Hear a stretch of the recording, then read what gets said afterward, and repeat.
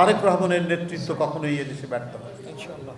যার দৃষ্টি, যে কথাটি রুম্মন বলেছে যে ৬-৭ হাজার মাইল দূর থেকে তিনি সমস্ত প্রযুক্তির এই উৎকর্ষতার মাঝে কোথায় কখন কোন সংবাদটি তার চোখে পড়বে এটা আমরা নিজেরাও জানি না। বাংলাদেশে থেকে কে ক্যান্সারে আক্রান্ত, কে হৃদরোগে আক্রান্ত, কে নানা জটিল রোগে আক্রান্ত, কার বাড়িতে খাবার নাই, যার সন্তান মেধাবী কিন্তু পরিবার তাকে তার উচ্চ শিক্ষা দেওয়াতে পারছে না পারিবারিক অবস্থার কারণে, তার কাছে পৌঁছে যাও।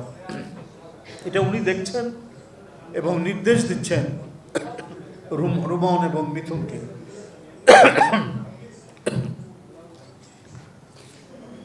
এই পাহাড় অতিক্রমকারী এই কাজ তারা করে যাচ্ছেন নিরন্তরভাবে। আর সবচেয়ে বড় বিষয়টি হলো, সবচেয়ে বেশি যে কাজটি করা হয়েছে, জুলাই আগস্ট আন্দোলনে যারা ক্ষতিগ্রস্ত, যে পরিবার তার সন্তান হারিয়েছে এবং যারা আজও প্রচণ্ড বেদনায় প্রদাহে বিছানায় ছটপট করছেন, সেই সব পরিবারগুলোর কাছেই যাওয়া হয়েছে এবং তাদের কাছেই ভারপ্রাপ্ত চেয়ারম্যানের সহযোগিতা নিয়ে সেখানে পৌঁছানো হচ্ছে। আমরা তো বিরোধী দল, আমরা এখনও নানাভাবে নানা অপপ্রচারের শিকার, নানা অপতথ্যের শিকার। ৫ই আগস্টের পরে শেখ হাসিনা বিদায় নিয়েছেন, পালিয়ে গেছেন আমরা বলি, কিন্তু নতুন করে নতুন বয়ান তৈরি করে টার্গেট করা হয়েছে বিএনপিকে।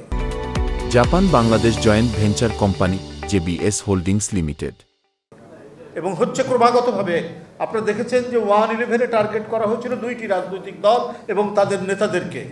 আমরা এটা বলেছি -2 তত্ত্ব, এবং পৃথিবীর বিভিন্ন দেশেও এই কথাটি বলা হচ্ছে, বাংলাদেশে 2টি বড় রাজনৈতিক দলকে মাইনাস করা। একটি দল আবার পুনরায় ক্ষমতায় এসে এমন দুঃশাসন চালিয়েছে, এমন হিংস্রতা চালিয়েছে যে তিনি গণতন্ত্রের একবারে শেষ সুতোটুকু পর্যন্ত নিশ্চিহ্ন করে দিতে চেয়েছে।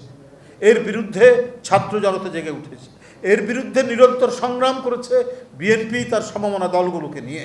এবং সেই করতে তো এমনি ঘরে বসে তো আন্দোলনের ডাক দেয়নি, সে আন্দোলন রাজপথে করতে গিয়ে জনির মতো, জাকিরের মতো, ইলিয়াস আলীর মতো, চৌধুরী আলমের মতো, সাইফুল ইসলাম হিরুর মতো, হুমায়ুন পারভেজের মতো, এরকম অসংখ্য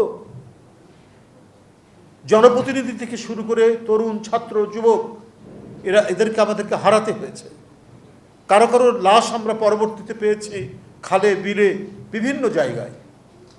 তাহলে সেইটা আমাদের কুসুমে স্তীর্ণ ছিল না, ফুরো সজ্জা ছিল না সে আন্দোলন। সে আন্দোলন ছিল রক্ত ছড়া আন্দোলন।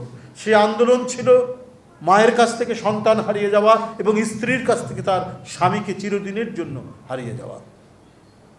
পিতা এবং মা এখনও দরজায় অপেক্ষা করছে যদি তার সন্তান ফিরে আসে।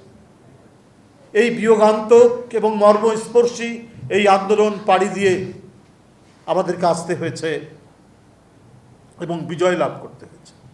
কিন্তু 5ই আগস্টের পর থেকে আবার নতুন বয়ান তৈরি করে তারা 1-11-এর যে ব্যর্থতা, -2 তত্ত্বকে তারা প্রতিষ্ঠিত করতে পারেনি বলেই এখন নতুনভাবে তারা চেষ্টা করছেন যে আরেকটা কিভাবে বিদায় করা যায়। কিন্তু আমি আবারও বলি, মৃত্তিকার সাথে সম্পর্কিত কোনো রাজনৈতিক দর্শন এবং রাজনৈতিক নেতৃত্ব সংগঠনকে আপনারা মিলিয়ে দিতে পারবেন না, আপনারা মাইনাস করতে পারবেন না। এটা আপনারা চেষ্টা করেছেন 1-11 থেকে, তারপরেও পারেননি। আপনারা পেরেছেন একজনকে এবং তাকে প্রতিষ্ঠা করেছিলেন, তিনি শেখ হাসিনা।